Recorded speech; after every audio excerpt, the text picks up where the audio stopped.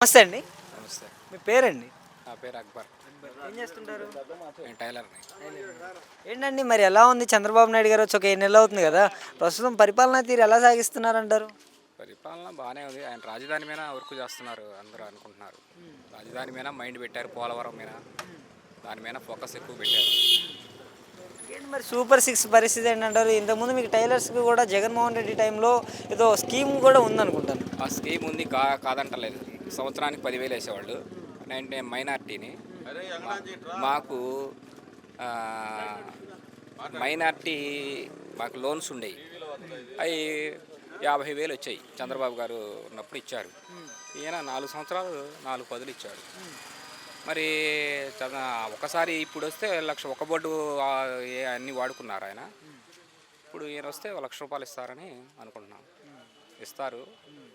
ఇంకా 6 గ్యారెంటీల పరిస్థితి ఏంటంటారు మరి? గ్యారెంటీలు మార్చి నుంచి చేస్తారని అంటున్నారు. ఆయన చేస్తారు కూడా.